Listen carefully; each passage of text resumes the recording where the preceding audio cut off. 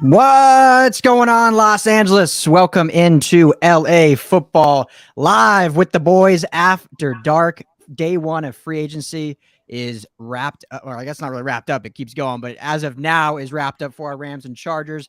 Rams stayed fairly in-house, but some big moves to run it back. Chargers going out of house with some big names joining the squad. We're going to get into all of it, break it down, give our reactions. Stoked. Wherever you're listening, thanks for joining. If you're on YouTube, Facebook, Twitter, right on LAFBnetwork.com on the live stream, we are happy you're in here. Bring those questions. Gentlemen, we'll just go around the docket. Dan Wolkenstein, Chargers Unleashed. What's up, my brother? How we doing? Whoa, Jake, Ryan. Well, I mean, this is crazy. I can't even get names correct right now. You're used to saying Jake. It's fair. I know. I'm used to it. We got my man Will, Ryan, and Ryan. This is a great day for LA sports all around. Dude, I got to say, as a Chargers fan, this is one of the happiest moments of my life is this day. We haven't even played a game, but there have been so many things that have been able to kind of be put to bed today. So to answer your question, Ryan, I'm doing swell. Let's go, Bolt up. Got all kinds of comments in the comment section. Both Rams and Chargers. We'll be going through, bringing those up as we go through the episode. But yeah, man, it's a great day to be alive in LA. Love it. Yeah. For the Chargers, I mean, it started with Khalil Mack, and it was like, that was the best day ever. And then it then goes off today, which we'll get into. My man, Ryan Anderson, beat writer for our Rams on LAFB Network, got the helmet there. We're repping the same shirt, twinning out. What's up, brother? How you doing? Doing great. We're wearing the same shirt, maybe because one of our heroes, Mina Kimes, was sporting this shirt. If you're not following her on Instagram, go check it out. You'll see our beautiful design here. I'm doing great. I'm so excited for free agency to be kicked off. I'm excited for the moves that the Rams have made so far. Yeah, absolutely. Yeah, Mina's the best. We saw her on Radio Row. And for those watching, you're going to see a lot of Mia tonight, not just Mina, but Mia as well, because I could not get her to go to sleep. So Knuckles. Sorry for that, but it's all good. Yeah, Knuckles here. Knuckles. Oh, you want to give the camera Knuckles? Thumbs up? Now you want to be shy? Well, we'll get it going. But yeah, good day. And then finally, my man, Will the Thrill, or as we know him, Dirty Chai Decker in the house, host of the Bruin Bible. We actually had big Bruins news today, too. I don't know if we'll touch on that, but a nice new transfer in for the Bruins. Also does Draft is in Session podcast with the Madman. What's up, my man? How you doing? Dude, I'm doing great. It's good to have the squad back from Super Bowl week. So many good bonds and relationships built that week with this crew. So to be able to break down some excellent news from free agency with these guys, I mean, what's better than that? Let's get to it, man. Yeah, I know it's great. Got the band back. We're just missing Jamal, but he's here in spirit. So it was the Fab Five, and we got the Fantastic Four, I guess, tonight. So we could say Fab Five with Mia. You got Fab Five with Mia. Don't let her go away. Come on. But hey, it's a great day. I think both teams. I know the Rams were not as exciting because it was in house, but they did the moves they needed to do, which we'll get into all of it. But they kept, fortifying that O-line, which was absolutely necessary, getting some of those names back and that consistency back. And to celebrate, I'm going like a 6-finger deep slapdick whiskey pour here. So we're celebrating. So if you want slapdick whiskey, head to CoachJBStore.com, promo code SlapdickLA for a discount there. But what do you guys want to start with? Do we start with the biggest probably name of the day, JC Jackson? That seems fair, right? Let's go. Let's do it. Dan, let's just start with JC. And I'm going to obviously got to start with you. I'm not one of those. I don't want to be one of those guys. Go ahead. Take a bow. 3 weeks ago, I called this signing. And then last week, I'll donate money because I know it's going to happen. So we already did that. We donated to Children's Hospital LA. There's a link below if you're on YouTube or Facebook. You can donate yourself if you want to just go to a good cause. But I knew it was going to happen, but it did happen. What's going on, Dan? How are we feeling? How hyped are you that this move happened? Oh, let me tell you guys, today is quite the day for Chargers fans, new and old. The Chargers just on the heels of re-signing Mike Williams, on the heels of trading for Khalil Mack, go out and sign arguably the biggest free agent on the market to a 5-year deal, bring J.C. Jackson to Brandon Staley in this defense. And they weren't even done with that. But that signing alone, I think, set the stage, set the tone for all of the kind of fruitions of, like, this is not the same Chargers. This is not the same old Tom Telesco, and this is not the San Diego Chargers. Like, this is a whole new beast of a team. And Brandon Staley, Tom Telesco are taking this thing by the reins, and they're going full gas. And this AFC West now is on notice. And arguably, you can say, we'll get into all the other signings, with J.C. Jackson, who is a Jalen Ramsey archetype for Brandon Staley in this defense. Are the Chargers now the favorite in the AFC West? Like, it's crazy to think about in a division with Patrick Mahomes.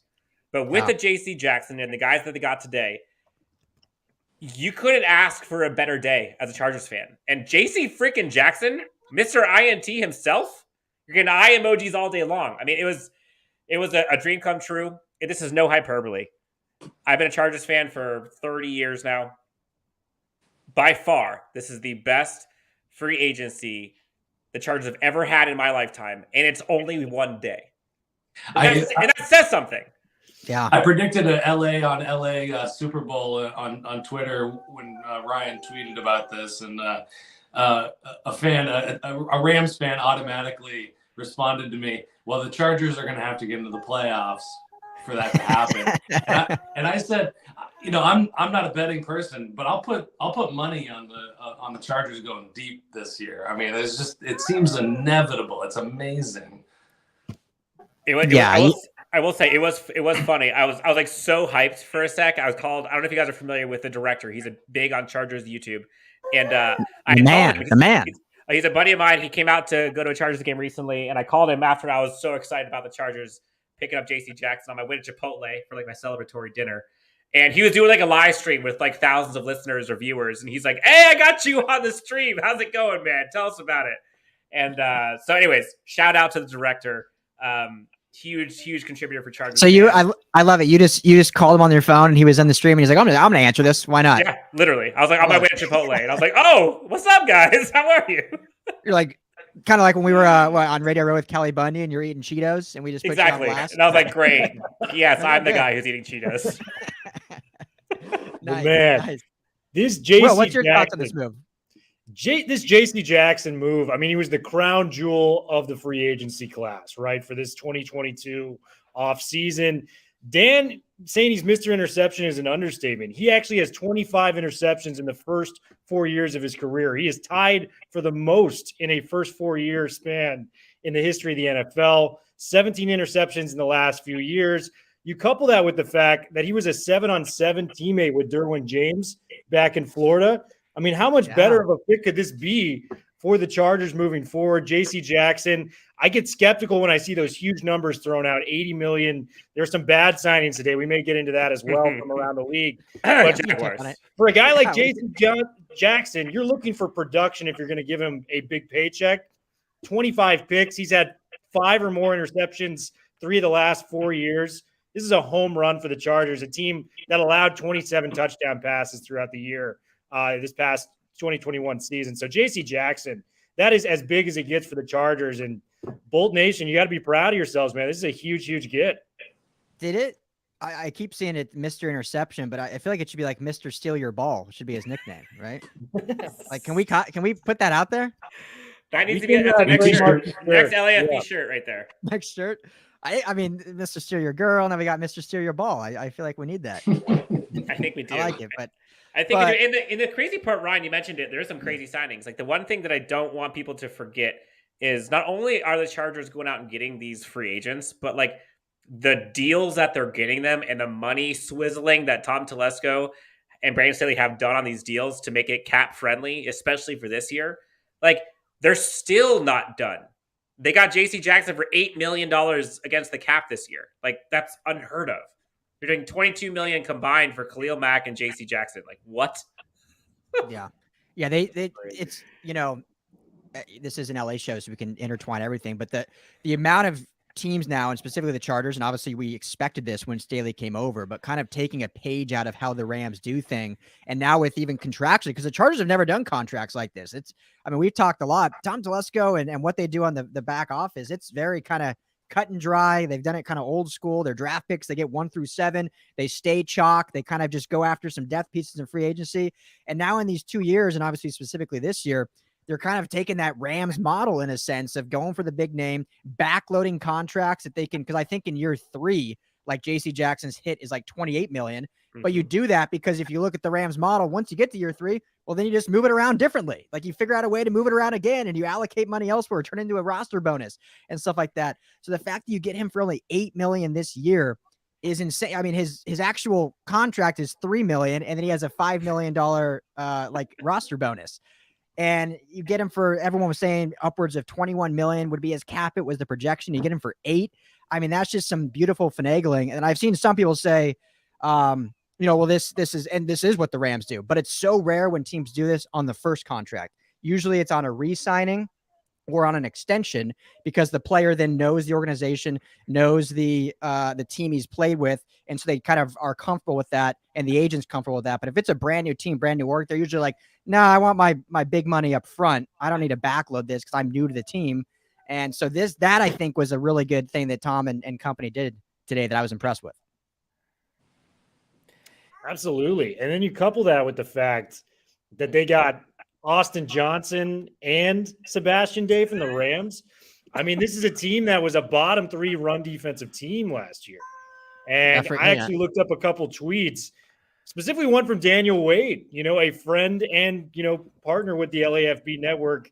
Sebastian Joseph Day had the highest run stop percentage at 15.5 amongst interior defensive linemen with 100+ runs of defensive snaps. And Austin Johnson ranked 15th at 10.4%. The highest Chargers player on their roster last year was Linval Joseph, who ranked 27th. You have a problem there, you address it immediately. Yeah. And the fact that the biggest thing for me, you guys got Khalil Mack without giving up a first-round pick. So you can still add to that. You can get a Jordan Davis. You can get a Travis Jones. I am blown away by what the Chargers have been able to do. You have a window. You have a quarterback that's in win-now mode going into year 3. And Telesco's not playing games. And I know you guys are skeptical on Telesco despite his first-round, draft, how much he's been able to hit in the first few rounds of the NFL draft. But, man, he's really, kind of knocked it out of the park in the free agency game in a way that I did not anticipate for the Chargers, man. So I'm stoked for you guys, Dan. I know this is probably a red letter day for you across the board. I will say, put some respect on Telesco's name. And for folks in the comments watching this live, give your comments, questions, concerns, topics you guys want. We'll do our best to kind of infiltrate those throughout the show as much as we can. But yeah, so it wasn't just the Chargers who crushed today. I think the Rams also made some very smart moves as well, which Ryan, I know we'll talk about here in a bit. But look, like we talk about the city of LA, city never sleeps. And it's amazing to consider the fact that in now 2 years, I guess 3 years at SoFi, the Chargers are now like box office just as much as any other team in the NFL. And when's the last time that's been the case? Like 04, 06? And even then, I would argue this is more box office than that. Yeah. What do you think sets those two teams apart? What's better about this team than the 04, 06 era? Ooh. Skinny T with the bombshells. Okay, so honestly, for folks who have watched the Chargers for a long time and have gone through the pain like I have, back in the day, you had guys like Phillip Rivers, Antonio Gates, LaDainian Tomlinson, whether it was Keenan Cardell, there was Vincent Jackson, who knows at the time. They had a pretty mean defense as well. Junior Seau back in the day before they had Rodney Harrison. Sean Merriman, Sean Phillips, Jamal Williams. I mean, you name it. They had all kinds of dudes. Donnie Edwards. But I think what separates this team is the amount of star power across on both sides.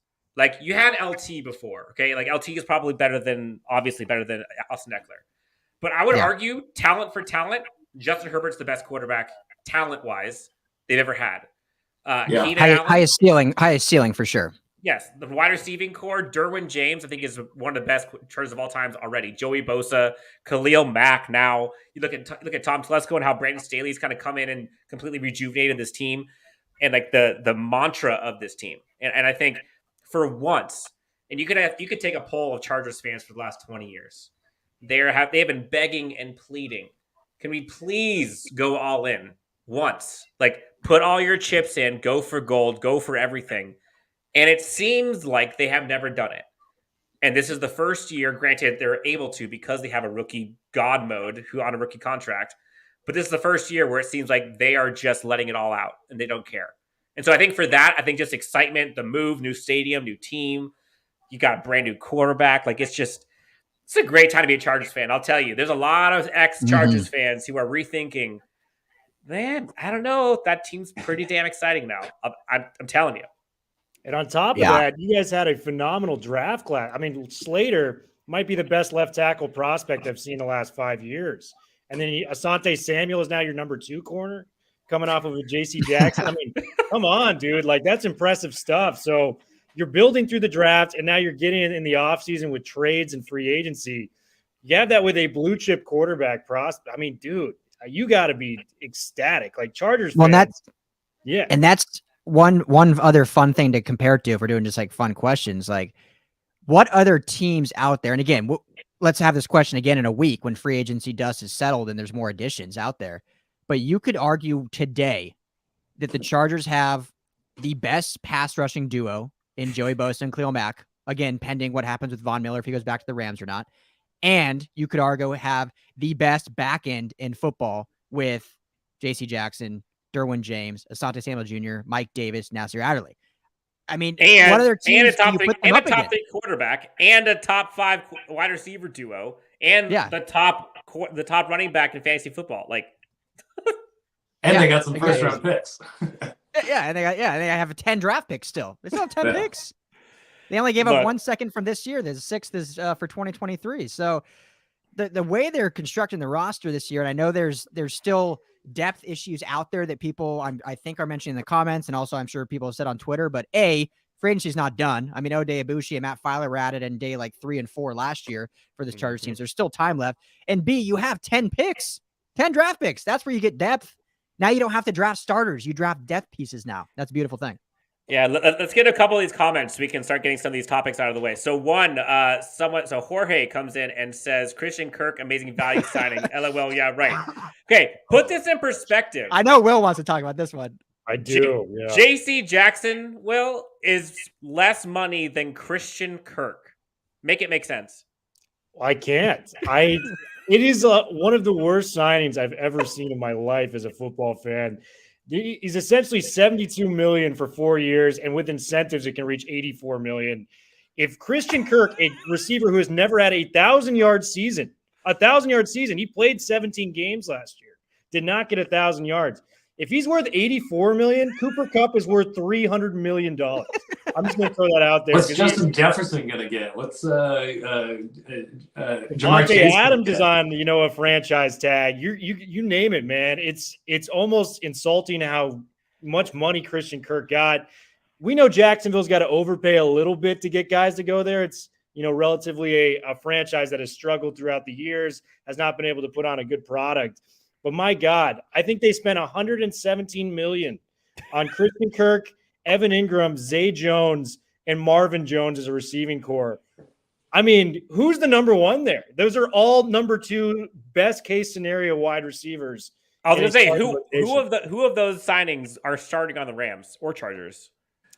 Man, Ingram could make a case if he was healthy. He's a guy I actually like as a flyer pick because he was not, healthy. He's $9 million for 1 year. And his quarterbacks was like really bad version of Eli Manning and Daniel Jones. So if you can get him out there with maybe some decent quarterback play and he's able to stay on the field, maybe that's someone you could talk yourself into. But man, Christian Kirk for $84 million. His agent, they got to get his bus ready for Canton because that guy's a first ballot Hall of Famer when it comes to agents for Christian Kirk to get $84 million for not even having a 1,000-yard season. That is insanity. So go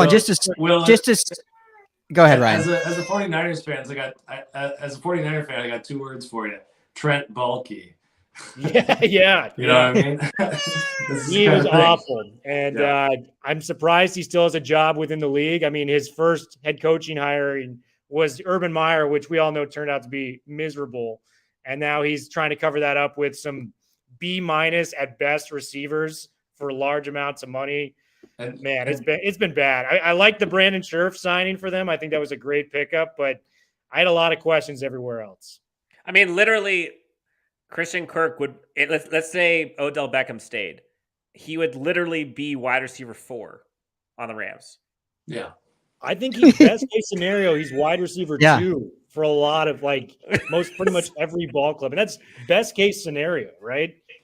And he's just a little crazy. slot receiver. I mean, if you're banking on him becoming like a Wes Welker type with maybe a little bit more downfield threat, maybe that's something. But the most catches he ever had is 77, in a season. That was this past year. And he's playing with Kyler Murray, who's, a very good quarterback. I mean, he made the Pro Bowl.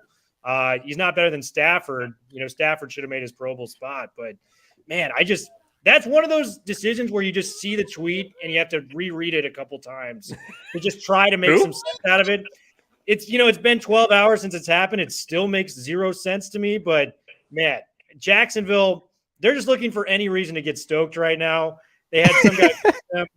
I think that's the reason they're just getting hyped, man. But Christian Kirk deal, one of the worst I have ever seen in free agency. Well, to spin it back to our LA teams, this was a good contract anyway, but how much better does the Mike Williams contract look even now? I mean, it was already good anyway, but now it looks like the steal of the century. If Christian Kirk is getting that money, Herb Illist, I believe is his name, on the chat is saying Tom T officially said, "Hold my coupons." Look, I don't care what kind of coupons they are. Imagine if Mike Williams hit the free agency. If Christian Kirk made that, Mike Williams is like, what, $25 million a year? He's got a $100 million contract from the Jags. That's a fact. That is a fact. If he hits the market. No doubt about it. Ross comes in the chat. This is up there with the birth of my child as the greatest day ever. I love it. Yeah. I like that. That's good. I do want to plant my flag. So when I move down to Los Angeles, I've got to pick a team. I can't pick the Rams. I'm going to be a Chargers fan when I'm down in Los Angeles. I cannot pick the Rams. I got to roll with the Chargers. They're my AFC team now, Dan. So I am still Ryan's. I think you were there. I told Will when he comes down to LA, his first Chargers game is on me. I still hold true to that. Buddy, hey, we got another member of the Bolt fam. Let's go. I am so stoked, and man. It makes more sense because you're the UCLA podcaster for us. So you got the Powder Blues. So you just match. Powdered Blues. I've got my fingers crossed. Dulcich goes to the Chargers because they do need a tight end. If they can make that happen, oh man, give me the Dulcich Bolts jersey right now because we're making that happen. Yes. I love Break my heart. Yes, me too, but it's okay. At least it's LA. Herbert's better than Rivers. Just say it. Hey, Dan, I'll let you do that one. But from what I got no problem with that. I think Herbert is better. I think his ceiling is higher. His ceiling is higher for sure. I've said it. Talent-wise, there's no question. Now, longevity, obviously, Phillip Rivers has a ton and is arguably a top 10 quarterback of all time. But if you were to ask me, right now, if I needed to win a game tomorrow, who am I picking? It would be Justin Herbert 10 out of 10 times. And it's not even close. Well, if we're asking who's a better father, I think Phillip Rivers is going to take that. 9 children or whatever it is. I mean, that is an outstanding thing. He's more successful as a father. Tell you that definitely much. more fertile. Definitely more fertile. Yeah. Definitely more fertile. Has never said a swear word in his life. All those dad gummits and mother freakers and things like that. He can't swear, but boy, what a father! Great quarterback too. I think in a different situation, maybe we're talking Hall of Fame. He's probably a Hall of Famer already with me. Okay, 2 years in. I love it. I mean, if he stays, that's the Chargers love. That's the Chargers love we need. There's more optimism.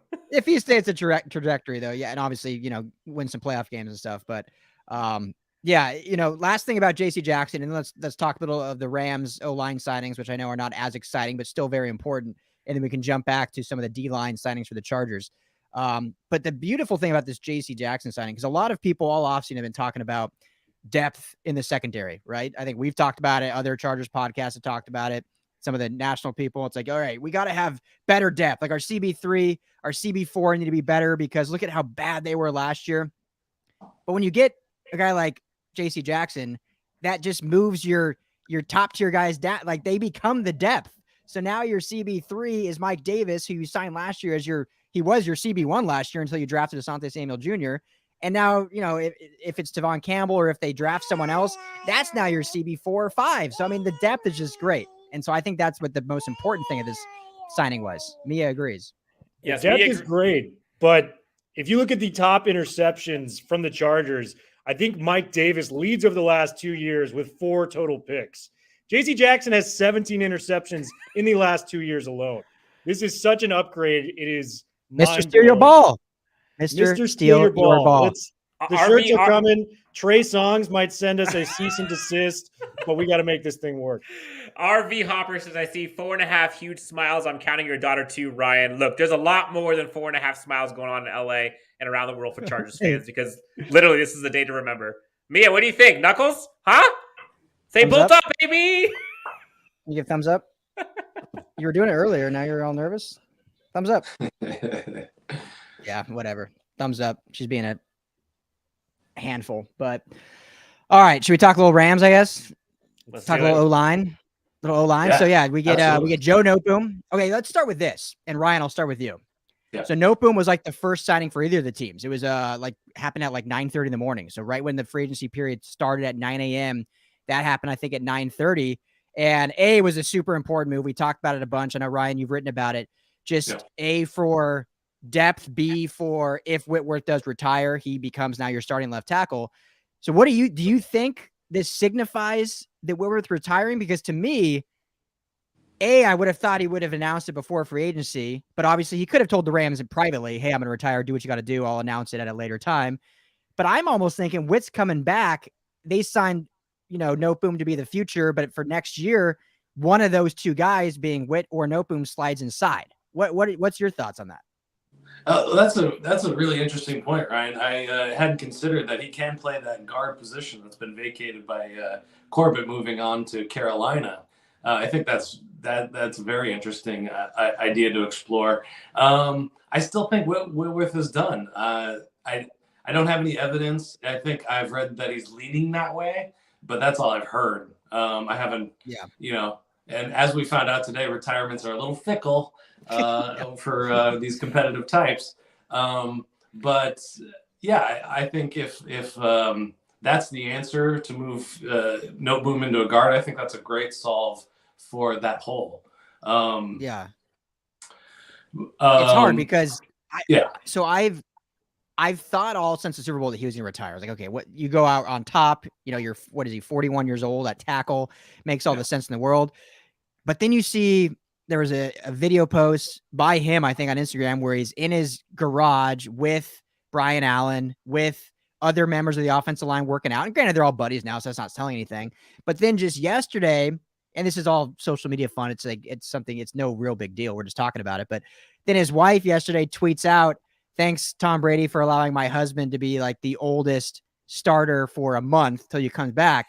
Kind of making me think she's saying like he's coming back too, like he's not going to hang it up. So I don't know. I did not see that. I didn't see that.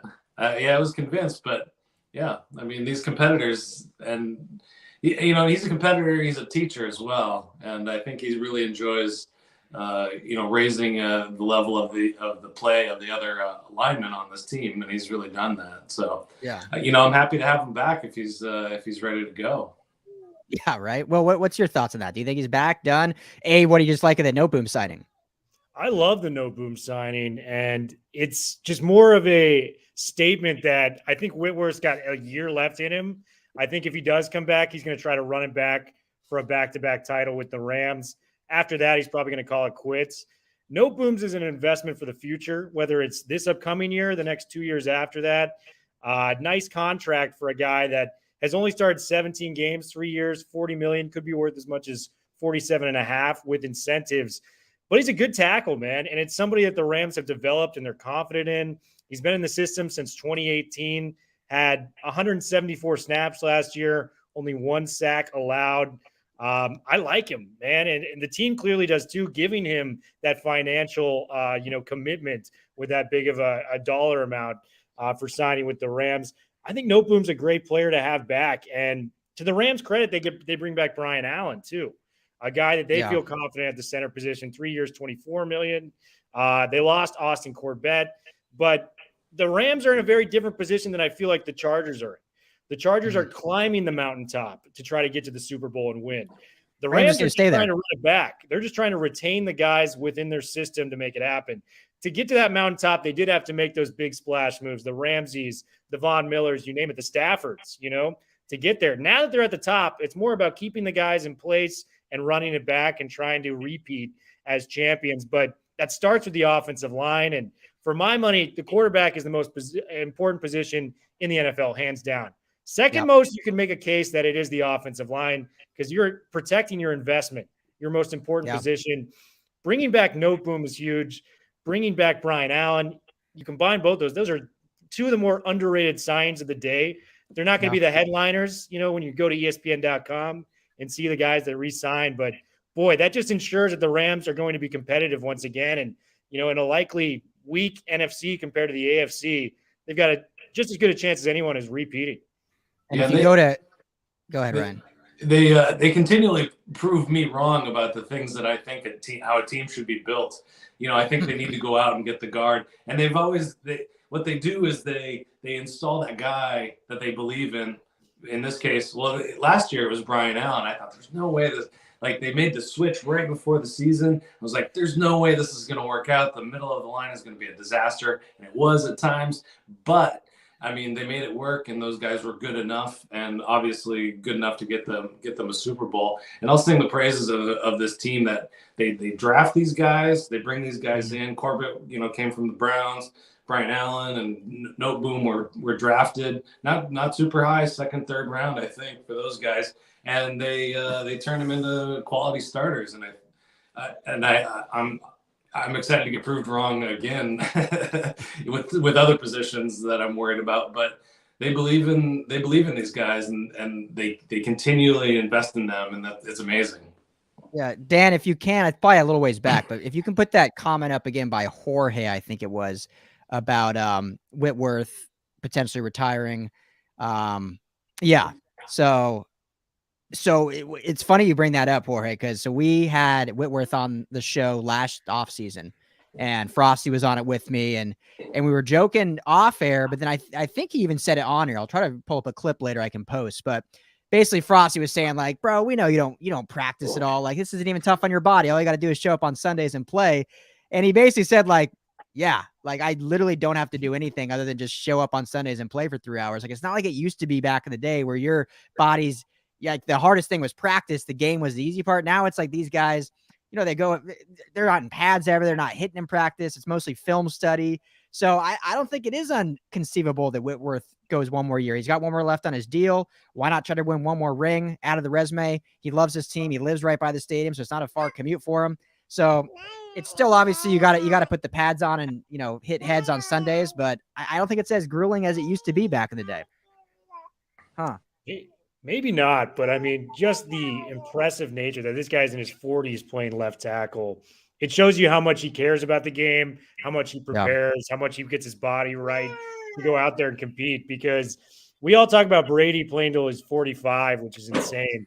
What Whitworth is doing is more impressive. I want to point that out there from a physical standpoint. He's going against 25, 26-year-old edge rushers. And by the way, he's the starting left tackle, so he's going against their best edge rusher week in and week out. Yeah. At the age of 40, 41, you got to be kidding me, man. This is an NFL Iron Man. He literally won Walter Payton Man of the Year. This guy, if he gets another ring, I mean, his case for Canton is undefeated. This guy is going to be a first ballot Hall of Famer in my eyes. Andrew Whitworth, man.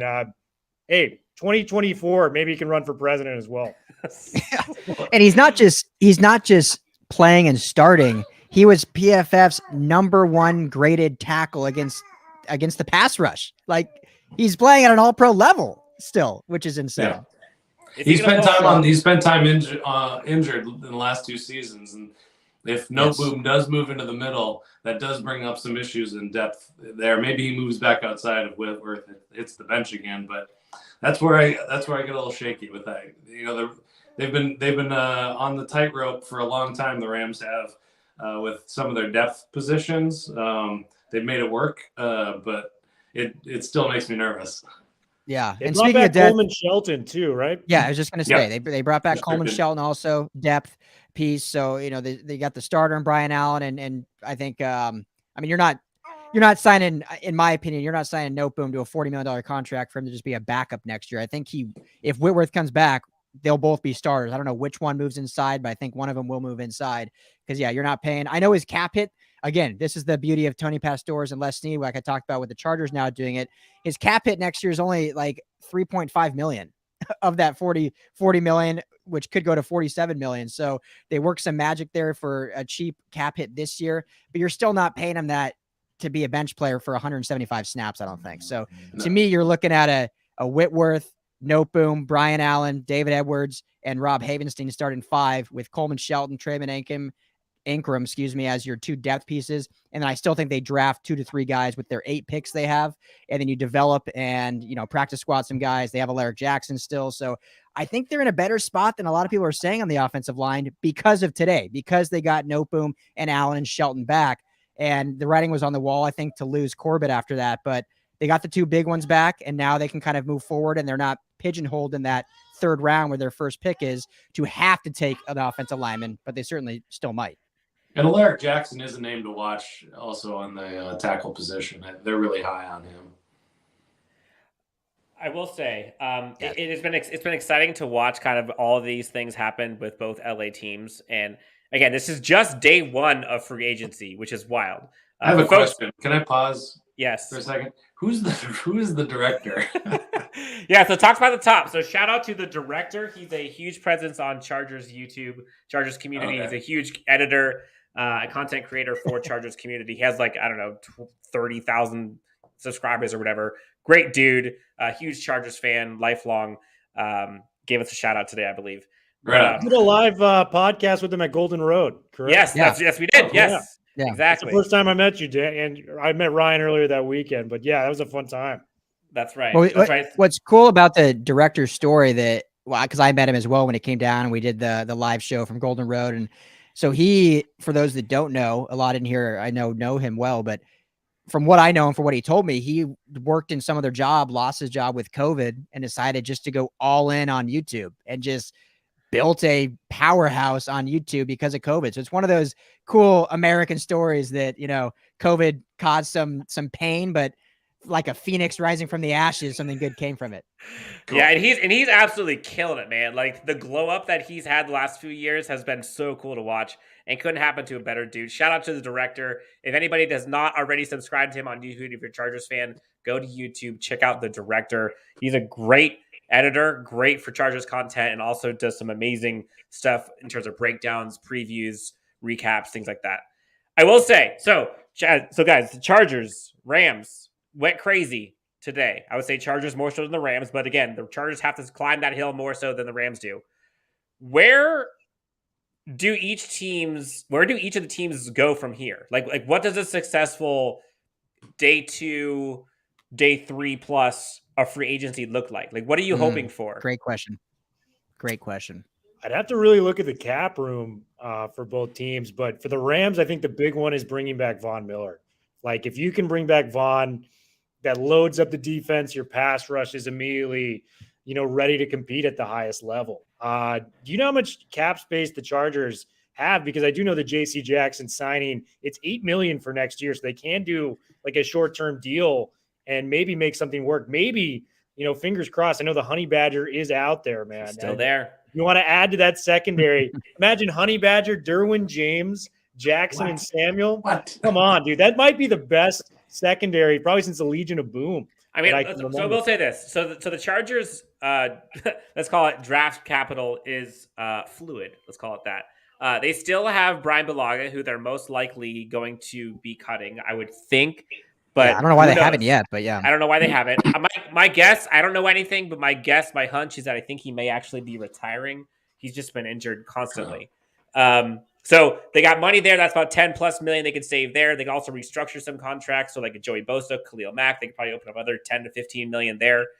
So as crazy as these signings have been and as many as they've had, the crazy part is the Chargers actually can still go get dudes. Like there's still Hakeem Hicks. There's still a Tyrann Mathieu. There's still all these guys that the Chargers can go after, let alone in the draft. So I think for the Chargers, when you look at it going into free agency, it was like the 4 main needs that they had were interior defensive line / just like, please stop the run for the love of God. Then there was like cornerback depth. We need to get a corner. Everyone talks about speed at wide receiver and then just overall depth in the roster. Like they were very top heavy and they didn't really have enough space for if folks go down. And so Chargers today, check. They got the interior defensive line twice. They got the top corner on the market, traded for Khalil Mack. All three of the interior guys are all fantastic against the run. Their PFF grades are ridiculous. So in my eyes, if you look at kind of where to go next for the Chargers, it's like realistically, whether it's free agency or the draft, it's speed at wide receiver, which I think is now a pure play for the draft. And then I think it's continued depth on defense and offensive line. Like that's probably it. If we could do that, and the fact that they already did this much on day one, I mean, the Chargers sitting pretty. Corner, defensive tackle, Khalil freaking Mack. What the hell? And then you go out and get J.C. Jackson. Again, best day of free agency I've ever seen for the Chargers. And I know I'm known as the Chargers homer, but like literally, I think this is actually the case. But that's the Chargers side. Will, Ryan's Rams, what do they need? Yeah, well, I'm interested in some of the signings on the inside, what they're going to do. Will mentioned Von Miller already. I'm really curious about Obo Okoronkwo. If they bring him back, if they're able to bring him back, because they were really banged up on the edge behind Leonard Floyd and Von Miller. Terrell Lewis has been banged up since he was drafted. And they have interesting Justin Hollins is a really fantastic pass rusher. And then Chris Garrett, also a rookie last year, who has some really raw, interesting. He had phenomenal production in college, but he played at a super small school in Minnesota. So he's got some interesting traits that I want to see all of these guys come together and make this rotation happen. Another guy I'm looking out for, Darius Williams, cornerback, who had an up and down year last year. We're going to see what happens with him. My guess is he's moving on. There's been crazy high projections, up to $14 million per year for him, which I don't think he'll get that much. But I think, going back to what I was saying about, position groups that the Rams really rely on their draft and undrafted free agents to fill those holes. Cornerback is another one. I'm always constantly worried because they've been walking this tightrope in the secondary. It's like Jalen Ramsey and who else? Yeah, but they make it happen. But they make it happen. They let Troy Hill and John Johnson walk last year in free agency, which leads me to believe that Darius Williams will be heading out as well. And they've got some interesting options there behind him. But again, are they going to? Then that leads me to the question: are they going to go out and find somebody in free agency, a different name? I don't have anybody in mind necessarily, because I just think they're going to let him walk, and they're going to let David Long and Terrell Burgess and Robert Rochelle kind of take over, and we'll just pray that they're ready to go on week one. I think if they let Darius Williams walk, which is not necessarily letting him walk, it's if they get priced out, right? Like I think he's going to be more in that $8 to $9 million range. I've seen like $14 million per dollar projections. I don't see that at all. I mean, if J.C. Jackson, even on his average per year, was 16.5, I don't think Darius Williams is getting 14. I think he's in 8 to 9. But I would, if he escapes and gets out, and I know I'm just throwing a dart here at the wall, but I would love to see them go after Patrick Peterson, who I think they could get in that $4 to $6 million range. Veteran guy, obviously he's not what he used to be, but when you look at the Rams and what they've done on secondary, they've been so good at developing their young mid and undrafted guys. Darius Williams, you mentioned Troy Hill, obviously Robert Rochelle was drafted mid-round last year. And because of that, their development was guys like Aubrey Pleasant, who used to be the cornerback coach. Well, he's now in Detroit. Used to be Coach Evero, who was the secondary and safeties coach. Well, he's now the DC for Denver. So I don't want to rely on my coaching staff to develop unknown talent, because those coaches aren't there. I'm not saying Sean McVay won't hire other good coaches, but for me, I'm like, bring in a veteran like Patrick Peterson that isn't what he used to be, but he doesn't have to be what he used to be, because you have Jalen Ramsey on their side and you still have David Long and Robert Rochelle, who are developing. They do have years under their belts. I would love to see Patrick P in the horns and in the back end, and then it takes some of the pressure off those young guys. So Will, jump in here. I know you had something to say. Yeah, I think the thing we're not counting is that the Jaguars are interested in Darius Williams. So it could be worth $20 million for all we know. I mean, they are paying, $2 on the dollar for players that's appearing. So Darius Williams, if he goes to Jacksonville, likely will be a lot higher than we anticipate. The guy that I love, and either one of the Rams and Chargers, a guy that was recently cut that hasn't missed an all-pro team since 2013, Bobby Wagner. I mean, if you cut Bulaga, you can have the ability to plug him in to the Chargers system, man. I mean, You're gonna get a bad run defense. Who's a better linebacker than Bobby Wagner? You're gonna get Chargers fans. You're gonna get Chargers fan to faint. If you guys can get Bobby, I know, man.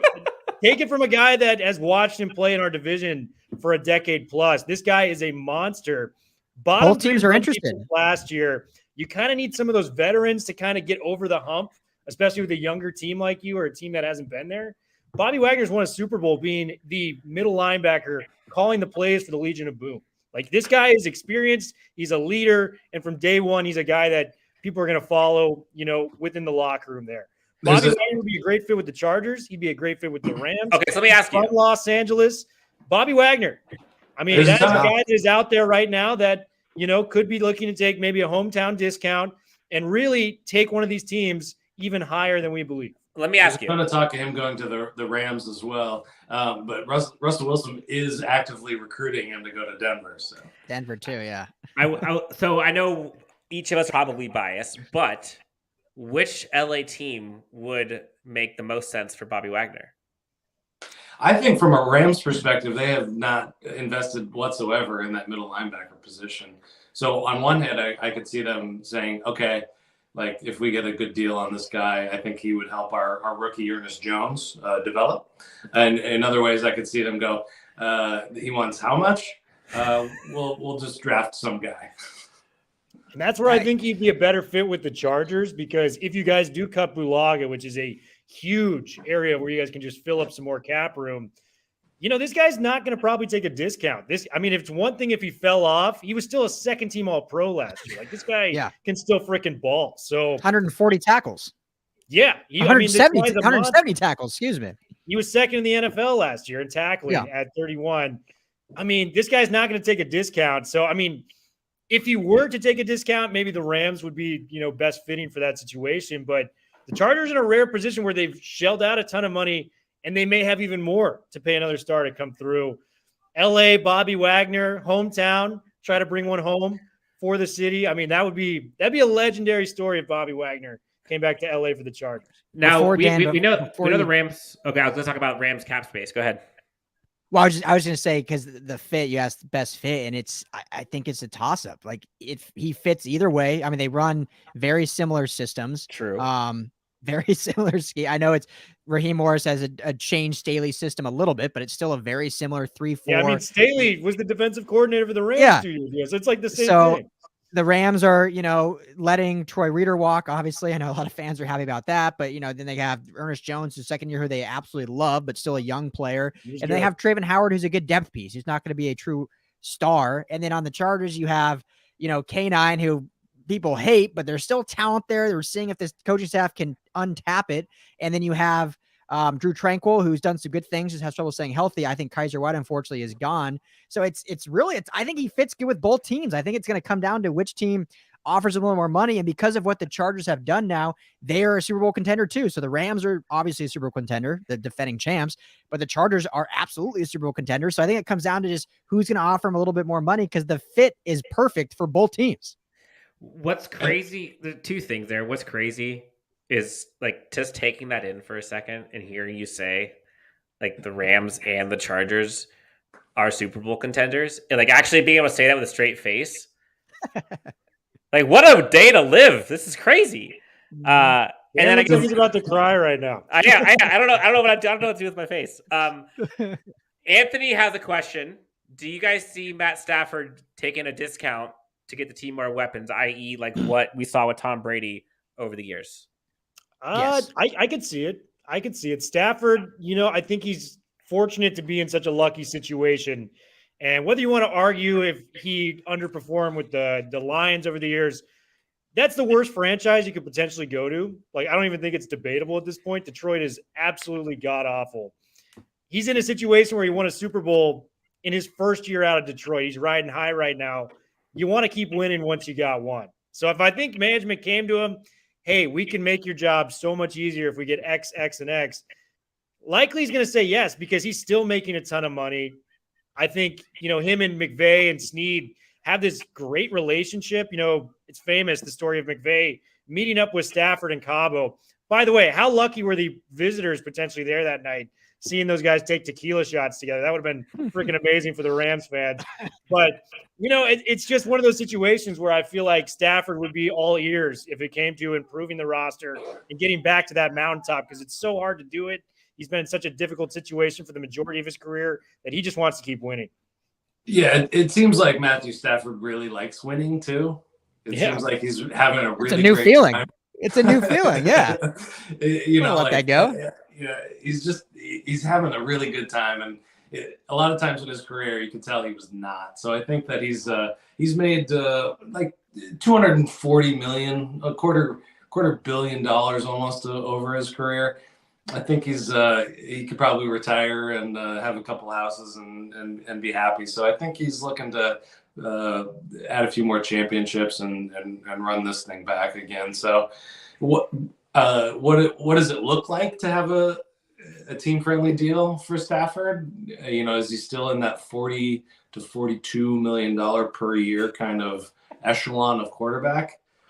I mean, I think so. And think about that.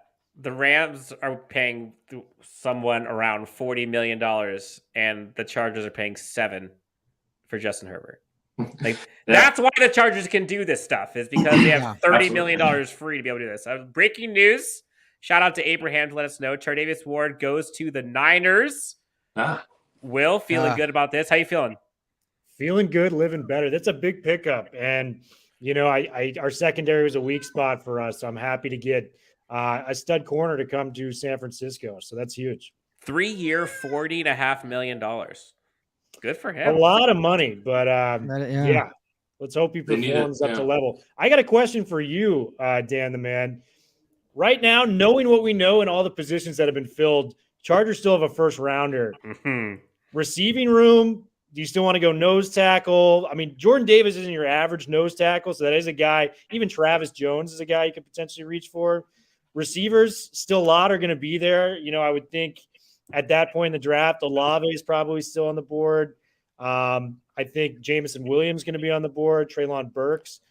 Right now, if you had to give me the player you want to go to the Chargers, who is it and why?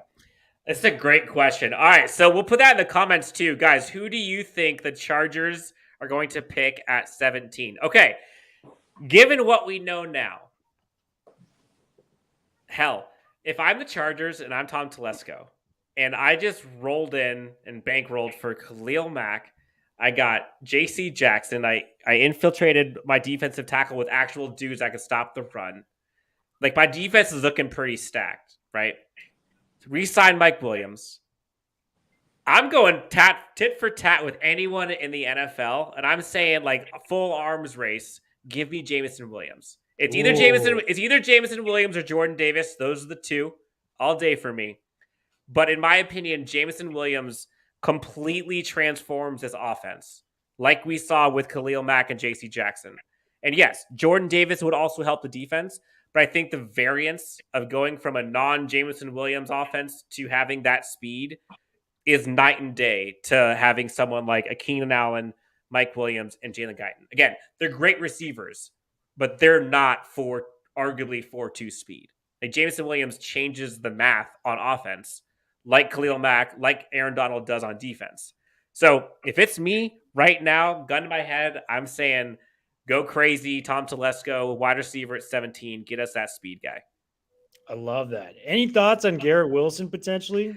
I do love Garrett Wilson, actually. So we had a wide receiver breakdown episode on Chargers Unleashed about 2 weeks ago. We went through all the wide receivers. I know you guys do a draft in session as well. They go over prospects. Garrett Wilson is the forgotten child of this entire draft. Everyone's talking about the Drake Londons and the Treylon Burks and Olave, and everyone's talking about obviously Jamison Williams, but Garrett Wilson's a stud. And whoever gets Garrett Wilson is like going to get the guy that people forgot about, and he could arguably be like top 3 production in the NFL next year. I like Garrett Wilson. I think he's kind of in that late round 1 time frame for me. I have Jameson Williams as like a top 10 pick if he was healthy. So I like Garrett Wilson. Like if he was, but the Chargers don't have a second round pick right now, so I don't think he would be there for us at whatever the 3rd round now. But I also wouldn't be surprised if the Chargers, well, I shouldn't say that. I will be shocked beyond belief if the Chargers actually trade back. But like this would be one of the years where it would make sense. They don't have a second round pick because of Khalil Mack trade.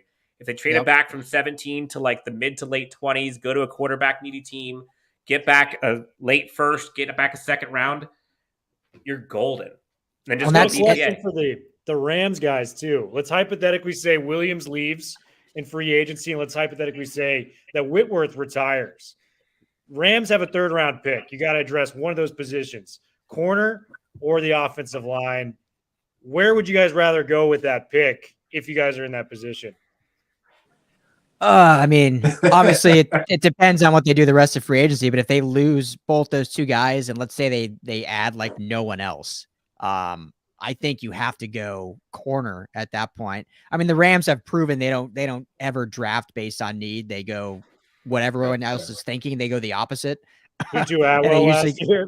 Yeah, exactly. Tutu Atwell, and then the year before that, Cam Akers and Van Jefferson, when everyone wanted them to go O-line or linebacker. So we'll have to dig into that way more in April once free agency is over. But as it sits, just based on need, if those 2 things happen, Darius Williams is gone, Andrew Whitworth retires, they don't bring in a vet corner, I think corner is the biggest need because you have literally then Jalen Ramsey and your CB2 is what, David Long Jr. with Robert Rochelle coming off on his 2nd year, and then probably you'll slide Terrell Burgess over to be your nickel from the safety spot. So they that would be, in my opinion, the biggest need for sure. I don't know if you agree, Ryan.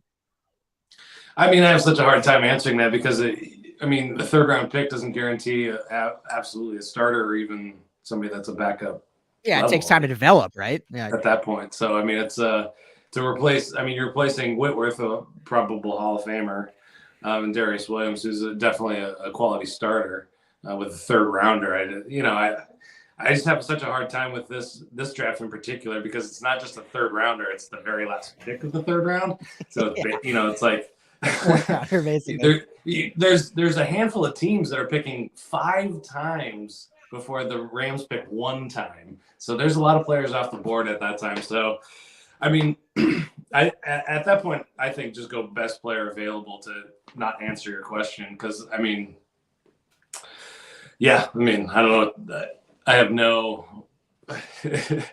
There's so many variables at the beginning of the 4th round and the 3rd round that I don't know. No, it's totally fair, and it's just like I think I would target a corner myself, just because you did take the step up to get Noteboom. If worst case scenario, Witt does walk away, and you guys have addressed the offensive line, getting Brian Allen back, and the other center whose name I'm blanking on right now.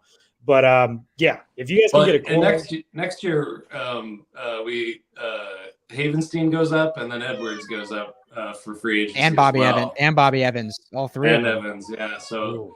I mean, I might lean toward offensive line just if I had to pick one. That's probably where I would go just to get another guy in the rotation. But they're going to have to address both of those positions in the near future to kind of baseline themselves at a winning spot.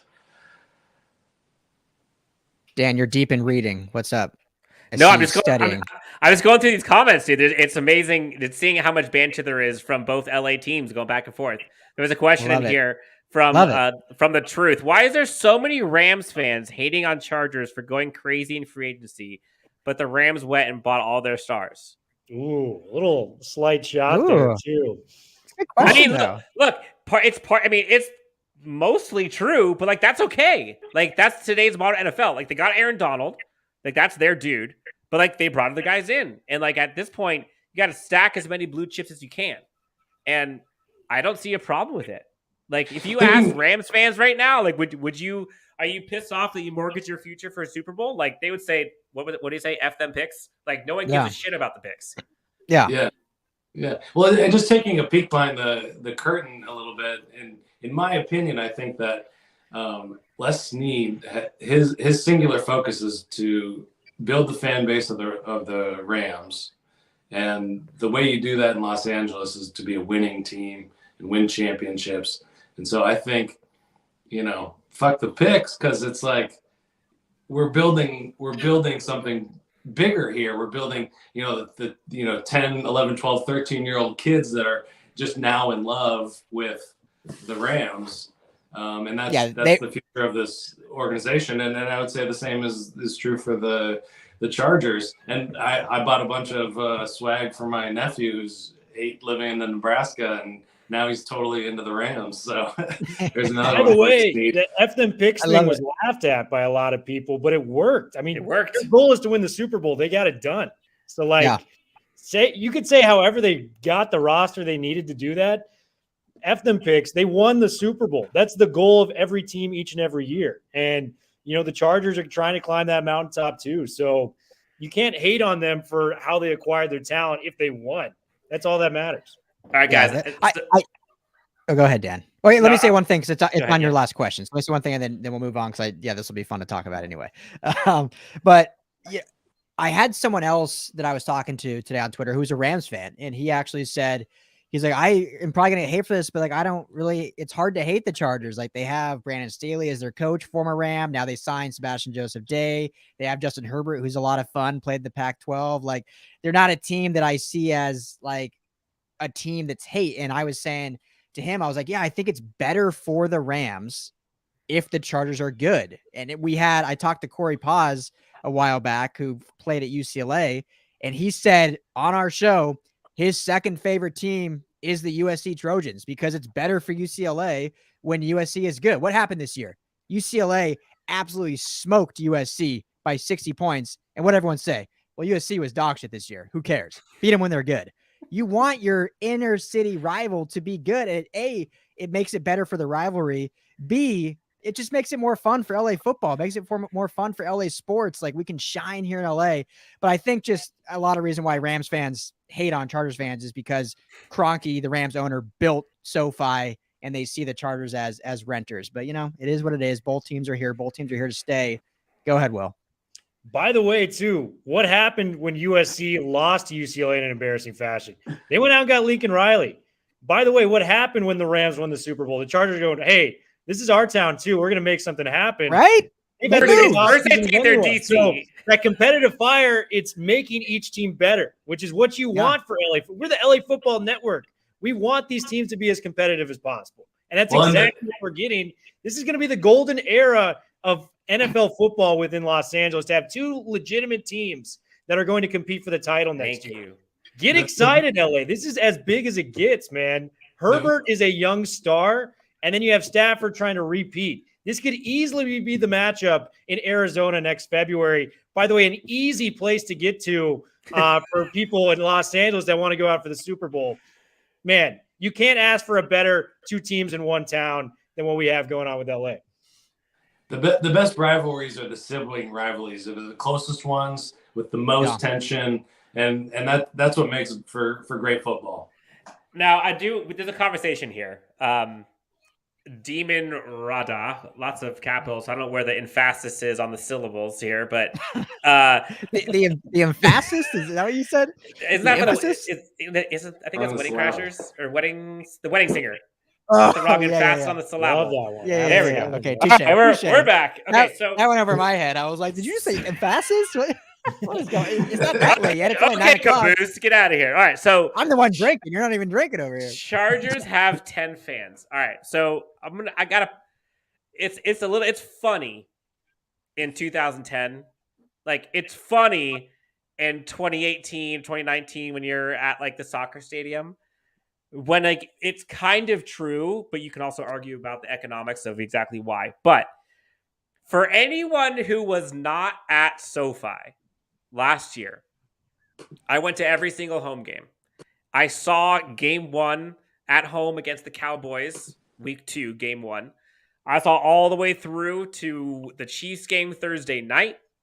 I saw the Giants game with that crazy 65-yard pass. The Chargers have more than 10 fans. They have more than they have more fans than you think. They're the fastest growing NFL fan base in the NFL, and they arguably have the fastest growing team in the NFL. They have home games almost every season, every game last season. There were probably 3 games I went to that they did not. The Raiders game, they did not. The Cowboys game was kind of like 50-50, 55-45 Cowboys fans. And I want to say those are the 2 that I remember. Oh, Steelers game was also kind of crazy, but it was still a home game. It's a different world now. And to see how many Chargers fans have started to come and support this team, and you saw it grow week over week over week. And again, that comes with success, like you guys said. The fact is, LA is a huge city and is a transplant city. So many people from so many places come to the city. We were all there at Radio Row, and we saw how many Chargers jerseys, and they're not even in the damn Super Bowl, but we saw so many Chargers jerseys along, obviously, with Rams fans. They're the freaking home team at the Super Bowl. LA is in good shape.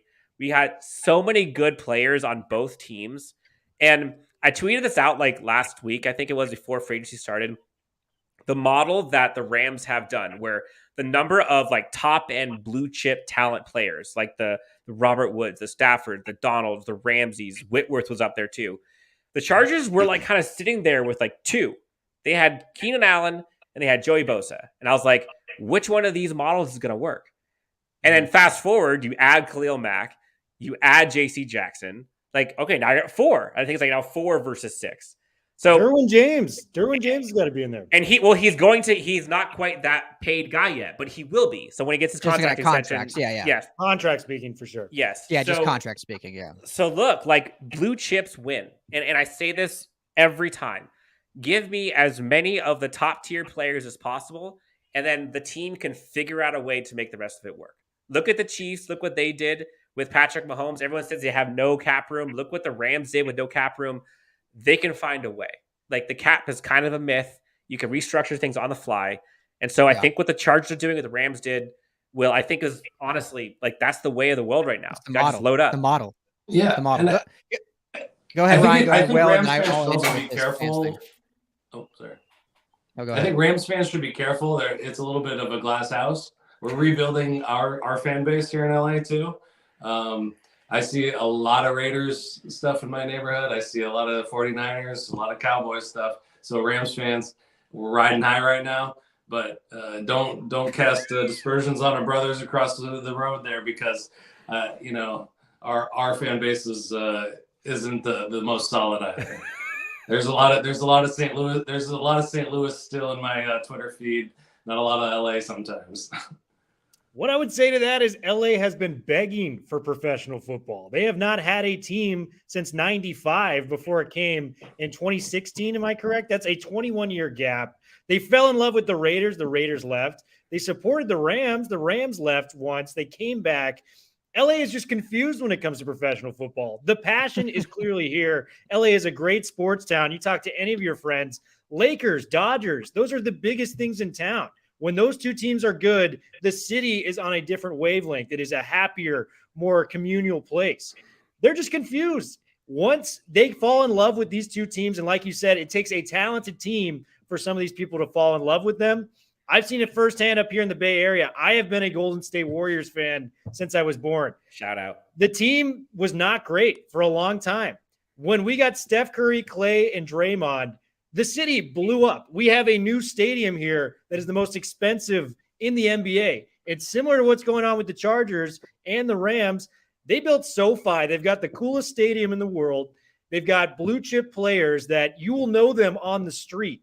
Like, these are as famous people as they can get. They take their helmets on. Odell Beckham can't walk out in public. Aaron Donald can't walk out in public. LeBron James was pointing to Matt Stafford on the sideline saying, "This comeback's for you." That's LeBron James, the biggest athlete maybe in the world right now. So I think the fact that LA is, not a football town, that's BS. They've been dying to get a team in here, let alone we got 2 teams that are going to compete. Watch the next 5 years and see how much it grows. That's what I would say to the people that are hesitant on these 2 teams. LA is a football town from here on out, and I love what I'm seeing from everything going on. Ryan, you mentioned the the Lakers. Solo in here with the comment. I'm kind of embarrassed that the football crowd is on the upward trend and the Lakers are on the decline. Who would have thought? Yeah. Crazy what world, happens right? when you get Westbrook, man. Westbrook, I should say so correctly. Yeah, that's a whole That's one different of the worst conversation. trades ever. Yeah, you got. I guess Rob Pelinka was taking notes from Trent Baalke in contract and trading acquisitions. But last thing I'll say about the fans, and then we can move on and wrap this thing up. Or I mean, we can go as long as you guys want. I mean, I think have great loving everyone in here. Thank you guys for hanging out with us. But kind of echoing what Ryan was saying, and first of all, like I love that there's I think there should be a rivalry. Like Rams and Chargers fans should be an inner city rivalry. But I think, and people probably won't do this, but in my opinion, fans almost need to team up in a sense to squash this stupid no LA fan narrative, because both teams get it. Chargers fans get it. Rams fans get it too, especially when Niners come to town. I mean, there's a huge thing about, when the Niners come to town, it's, they own LA, blah, blah, blah, blah, blah. But when you have Rams fans that continually poke and prod and troll, and not just fans, but podcasters, content creators do it too, poke and prod at the Chargers for it. But then when it happens the other way, the Chargers are then going all in against the Rams. I think you like team up. Let's just squash this narrative, because it's not true. It's not a true narrative. You have, haters out there. You have salty San Diego fans. You have salty St. Louis fans that are trying to push it, and their media actually like makes things up, which is fascinating to me, how they will literally make things up when they're not even here. They're not even here in Los Angeles. So I don't know if fans will, but I say be rivalry, like hate each other if you want, but team up against the whole no fans narrative, because it's false for both teams. And I think it'd be better if both teams were on the same page. Both fan bases were like, hey, this is LA football. Let's just at least squash that, move on. So that's my 2 cents on that. Cause I hate having to argue, because I cover both teams. So I hate having to argue back and forth, because it's just dumb. It's not true. It's not. And you ask yourself, like, why were the Niners dominating when they come in there, at least fan wise? It's they were here for 20 years. They've been here for, since the 1950s. The Rams didn't even play in Los Angeles, for the last 20 plus years. I've said this before on my show, but I'll say it again. When I moved here in 2008 for college, went to Long Beach State. So there was no LA team. I did not know a single St. Louis Rams fan in LA. Exactly. I knew a shit ton of Niner fans. 3 of my 5 roommates were Niner fans. And then there were Charger fans that came to Long Beach State from San Diego, but they were from San Diego. So then the Rams come back, Chargers move up here. You're basically almost starting over, building a new fan base, and some of the old timers come back. So I don't know. I don't know if people just the people in Los Angeles have gravitated to the 49ers because they did not have a team to root for 21 years. Like that is the thing. So now that they have a team in place, it's going to take a next generation of kids to kind of come back. They've already got a great head start going. Winning the Super Bowl is no easy feat. Take it from someone that is a Niners fan. We've come so close, and we've blown it every single time since I've been really a conscious football fan. Rams won the Super Bowl. That's where you start, and you just move forward with that. If you can have this rivalry kind of brewing here, I think it could be the strongest of the rivalries within the LA area, to be honest with you. And what I mean by that is you have Lakers and Clippers. Clippers haven't won anything. Clippers are not even on the Laker fans' radar. It's a Dodger town. Angels have had Mike Trout, Shohei Ohtani, you name it. It's always going to be a Dodger town. I'm sorry if there's any Angels or Clippers fans in this chat, but those are the 2 dominant teams. I really think that this town can be a 2 NFL football team with both teams thriving at the same time. I'm just looking forward to seeing the future, man, because on one side, you got the defending champs. On the other side, you have maybe the brightest young quarterback star. If I were to build a franchise around a quarterback that is like 25 and under, Herbert might be my guy. Like, I think, Dan, you and Ryan were at the Giants game where he rolled to his right, was getting tackled, and had the most beautiful throw I think I've ever seen. It was like a 50-yard bomb to Mike 65 yards in the air. 65 yards. Excuse me. That's how insane that throw is. I am watching Red Zone, and I dropped an oh shit out loud by myself in my apartment because that throw was just ridiculous on all different levels. Justin Herbert has the it factor, man, and I am just so excited to see him with a talented defense around him. Look, and what was so great that same week, and then go, Dan, that same week, then Matt Stafford had that 60-yard bomb to Van Jefferson. So it's like LA's in good hands, baby. Go ahead, Dan. Look, the Chargers are doing so good that they've got Chiefs fans in their stream talking about the Chiefs. Like, I was thinking about this earlier. Like, Chiefs, Broncos, Raiders fans, like, they had to have been in their feelings today. Like, you're watching what's gone down, and, like, the Chargers, they get Mike Williams. All of a sudden, like, Russell Wilson goes to the Broncos. You're like, oh, shit. And now the Chargers, they get Khalil Mack. They get J.C. Jackson. They get an EM2 defensive line. And the Raiders, crickets. The Broncos didn't do anything. The Raiders are just boy. The Raiders literally need to just trade Derek Carr. Like, let it go. They're the ugly stepchild of the AFC West, man. I mean, there's no two ways about it. The Broncos got DJ Jones. They did something else at least, but the Raiders did nothing. They're doing nothing. They re-signed Max Crosby. Come on.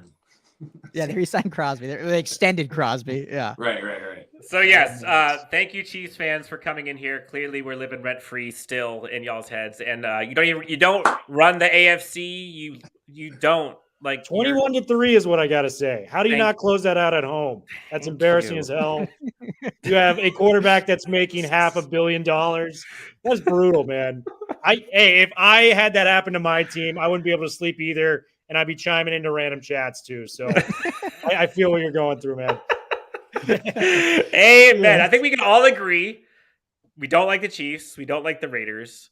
We're LA, baby. We don't like the Chiefs. That's our competition, man. Yes, and we love LA football. I think we've all realized that this is the town to be at right now, right? It's the town. Oh, that's right. I mean, we're town. College level too. Like Ryan, I do the Bruin Bible. UCLA is in its best position it's been in decades. I would argue, probably since Terry Donahue, and then Lincoln Riley. Like, it's a top 5 coach in all of college football, and like just the instant impact we've seen him get. Caleb Williams is coming there. He's getting Malachi Nelson, who's like the number 1 quarterback for next year's class, coming to USC. The transfers. He had the best running back room with Austin Jones and Travis Dye in 48 hours after declaring as the next head coach of SC. Like, Lincoln Riley is making things happen, and that's going to be another hell of a game too, and a rivalry that's as strong as any in LA right now. USC, UCLA, we were tailgating before that ride or die. Like, those fans legitimately do not like each other. And I think we can get the Chargers and Rams into a position like that where it's going to be fun, competitive rivalry over the years. And they're moving in the right direction, both teams. Yes. Look, I think what's important to note is LA football is on the rise, both the network and the sport. If you think about like what we're doing these days, like there's been so much content, so much hype around all 4 football teams, and it's only going to get crazier.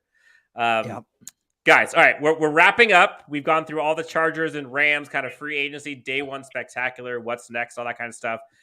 Last call for questions, comments, concerns. We could do like a quick rapid fire. I could just blow them up on the screen and see what you guys have as questions, answers to these questions. Real quick, Dan, because I rapid fire sounds great, but real quick, we didn't really talk about the 2 defensive tackle signings for the Chargers. I just want to get your opinion on those 2, Sebastian Joseph Day and the guy from the Giants, Austin Johnson, I believe. Who Austin Johns, I think, was a phenomenal run stuffer. Sebastian Day, obviously, we know super well with the Rams. Bummed to see him leave the Rams, but if he had to leave, love that he goes to the Chargers, stays right here in LA. So quickly, thoughts on those 2, and then let's do rapid fire with the questions. Thoughts on those 2. Look, at the end, when we went into the offseason, we all knew the Chargers' run defense was absolutely brutal. And Ryan, real quick, your daughter might jump off the ledge back there, so watch out. So we're not 2 fingers in, so just let the daughter do what she wants. It's like an episode of Mad Men watching Ryan with the whiskey glass, man. It is epic. But the Chargers' interior defensive line needed help badly. You could argue that's the reason why they lost Week 18 versus the Raiders was because they could not stop Josh Jacobs to save his life, and they needed help on rush defense. Jerry Tillery just wasn't doing it. Justin Jones wasn't healthy all season, and their linebacking core wasn't able to do it. So in comes Joseph Day, who I think was one of the favorites of Chargers community to come into the Chargers from the Rams. You guys know him very well. And then Austin Johnson, who arguably is one of the top 10, statistically anyways, run defenders in the NFL last year. And then, oh, by the way, Khalil Mack, who also is an elite run defender. So seemingly overnight, but overnight for free agency within the last 4 days from Khalil Mack, they over the last week have drastically improved. And if you can take your biggest weakness and turn it into, if you can't turn it into a strength, at least turn it into something that isn't going to be like picked on, you're doing okay. And so Chargers absolutely hit a home run by being able to pair a JC Jackson with a Joseph Day and Johnson. And to be honest, like the Chargers could have went out and got like one marquee guy, like a DJ Jones. But the Chargers needed more than one guy. Like they need to completely overhaul their defensive line like they did last year with the offensive line. So in short or in long, because I'm keep going, they're doing great. One thing I'm going to follow up with too on that is Warren Sharp tweeted this out. Brandon Staley coached Sebastian Joseph Day with the Rams a couple of years ago. So Brandon Staley's Rams early down run defense with Sebastian Joseph Day on the field, they had the number 1 yards per carry allowed in the league and a 28% success rate. That was also number 1 in the league. With Joseph Day off the field, this is still with Aaron Donald on the field. They allowed 4.7 yards per carry. That was the 27th ranked run defense in yards per carry and a 39% success rate. That is number 16. Joseph Day is an impact guy, and you're trying to improve that run defense. You get a guy, he's familiar with that system, Joseph Day implementing with his former old coach and Brandon Daly reuniting there.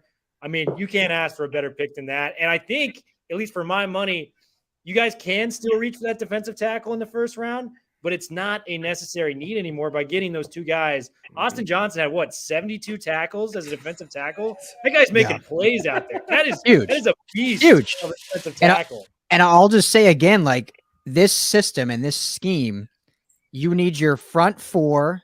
Obviously, it's different with out of base with how the edge players and how your 3 techs line up, and your back end.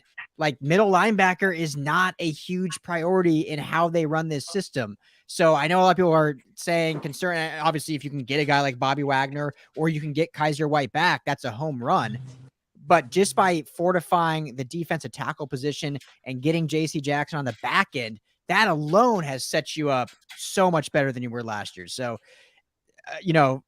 Joseph Day is a phenomenal player. I loved him with the Rams, but the way Greg Gaines played once he got hurt, it was basically right on the wall. They weren't going to be able to afford him because you can't play both of them. And Greg Gaines played fantastic for the Rams. So I'm just happy that he went to a team that we still get to cover here in LA. So huge signing for the Chargers. Slam dunk.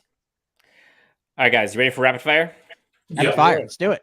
All right. By the way, I did have in my previous article that he was going to the Chargers. There you go. Slam dunk that. Come on. Making the prediction, my man. Yeah. Slam dunk it. The cap. All right. So shout out to everyone who has joined the live stream. We got a shit ton of people on this. So thank you guys for engagement all the way through. Thanks for putting up with our 4 ugly mugs and the one beautiful lady in the back. All right. So here we go. Rapid fire. Batter for LA Chargers versus Rams week of Monday Night Football.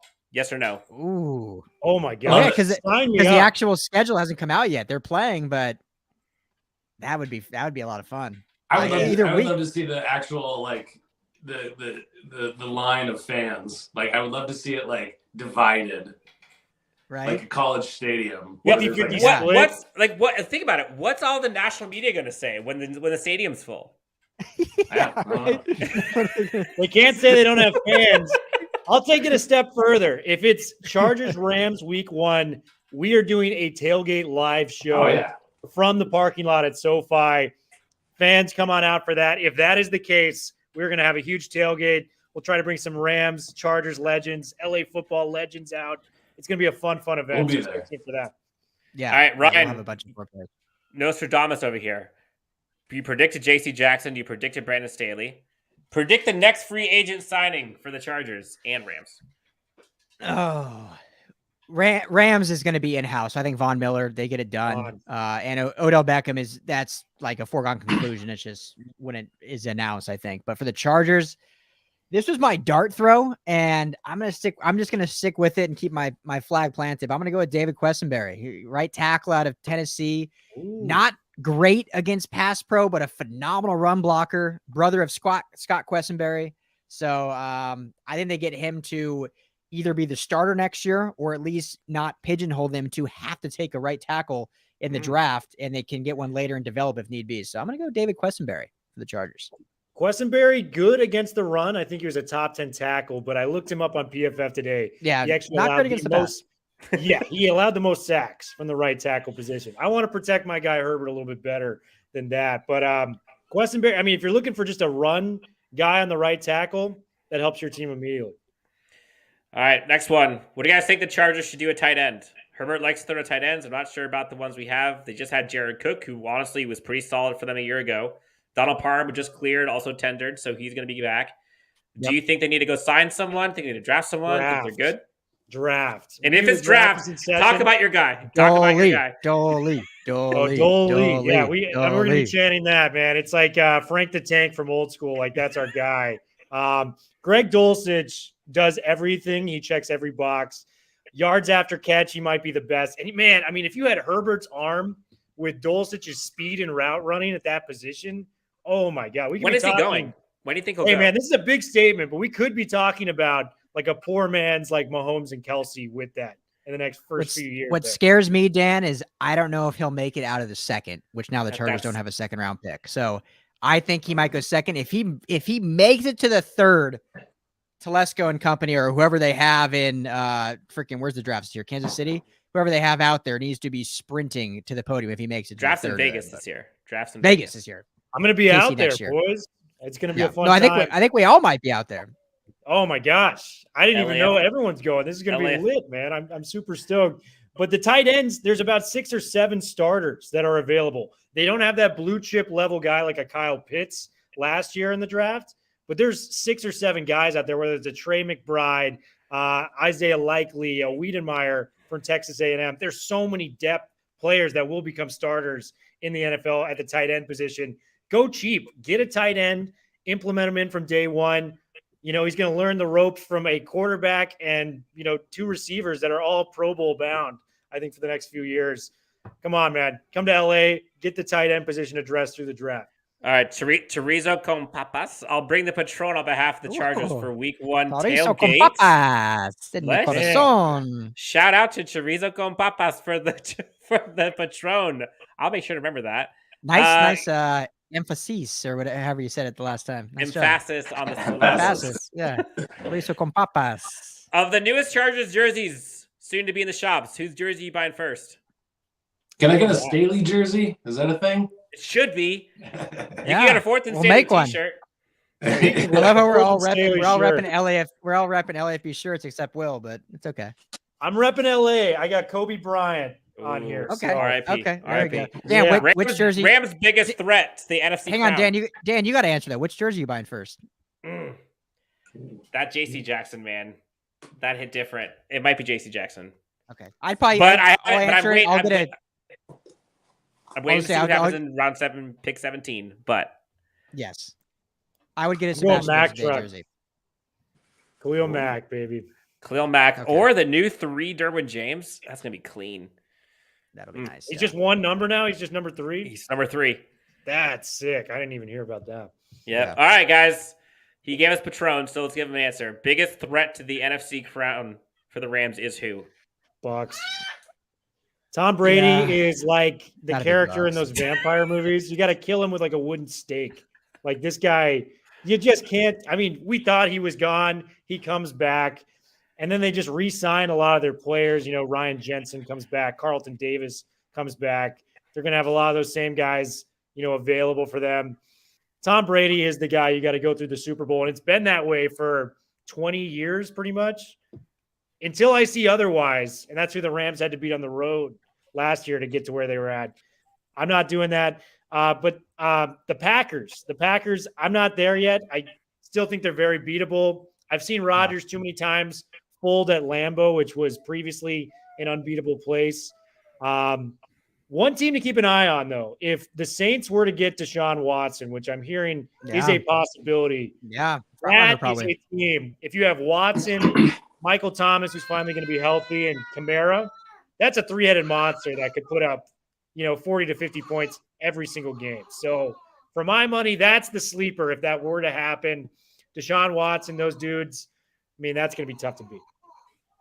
Yeah. Quick thing around the horn before you go to the next question, Dan. Tom Brady retiring. Do you think that was a ploy to get out of Tampa Bay, or do you think he truly wanted to retire and then realized after a month of being at home, like, nah, I can't be at home like this.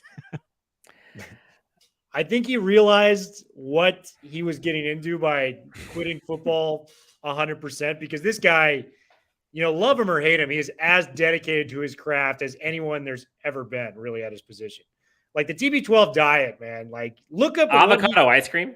Yeah, he can eat like the funny joke is when he lost the Eagles Super Bowl, it's like Tom Brady's gonna rage eat an almond tonight, in disgust. Like this guy, like his diet is so meticulous that that's difficult enough as it is.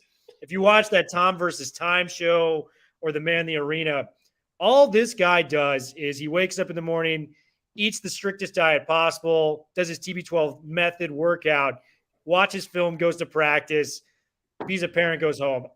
That light switch of competitiveness, he turned it off for a second, and I think it freaked him out, to be honest with you. So he came back.